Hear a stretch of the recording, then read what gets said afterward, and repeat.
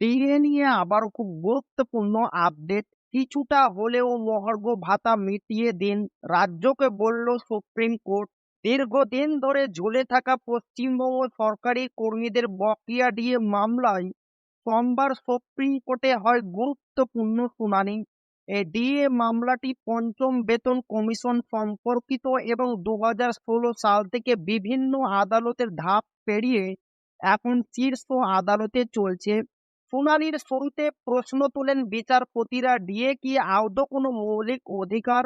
রাজ্যের আইনজীবী শ্যাম দেওয়ান জানান, কোনো পুরনো রায় অনুযায়ী ডিএ কে মৌলিক অধিকার বলা যায় না। তিনি বলেন, ডিএ দেওয়া সরকারের বিবেচনার উপর নির্ভর করে এবং এতে কোনো আইনগত বাধ্যকতা নেই।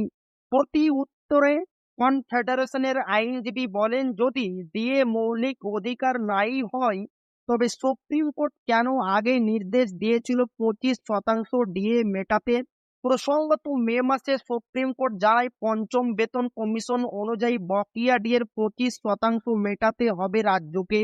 জুন মাসের মধ্যে এই টাকা মেটানোর নির্দেশ ছিল, কিন্তু রাজ্য তা করতে পারেনি। এরপরই কনফেডারেশনের পক্ষ থেকে অর্থ সচিব ও মুখ্য সচিবকে আদালত অবমাননার নোটিশ পাঠানো হয়। রাজ্য সরকারের দাবি, বিপুল কর্মীর সংখ্যা ও দীর্ঘ সময় ধরে বকেয়া জমে থাকার কারণে পুরো টাকা মেটানো এখনো সম্ভব নয়। ফলে আরো 6 মাস সময় চাওয়া হয়। রাজ্যের পক্ষে প্রবীণ আইনজীবী কপিল সিব্বাল বলেন, ডিএর হারে কেন্দ্রের নীতি মানতেই হবে এমন কোনো বাধ্যকতা নেই। দেশের অন্তত 13টি রাজ্য আলাদা নিয়মে ডিএ দেয়। তবে বিচারপতির পর্যবেক্ষণ ছিল গুরুত্বপূর্ণ। তিনি বলেন, কিছুটা তো মিটিয়ে দিন, ওরা তো আপনাদের কর্মী।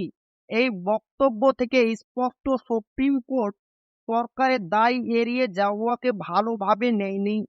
ডিএ মামলার রায় এখনো হয়নি, তবে শীর্ষ আদালতের মনোভাব থেকে এটা স্পষ্ট রাজ্য সরকারকে কর্মচারীদের প্রতি দায়িত্ব পালনে গাফিলতির মাসুল দিতে হতে পারে।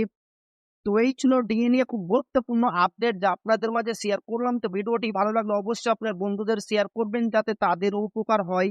আর আপনি যদি এখনো আমাদের চ্যানেলকে সাবস্ক্রাইব না করে থাকেন তো অবশ্যই চ্যানেলকে সাবস্ক্রাইব করবেন এবং আমাদের পাশে থাকবেন। তো আবারও দেখা হবে ডিএ রিলেটেড খুব গুরুত্বপূর্ণ ভিডিওতে।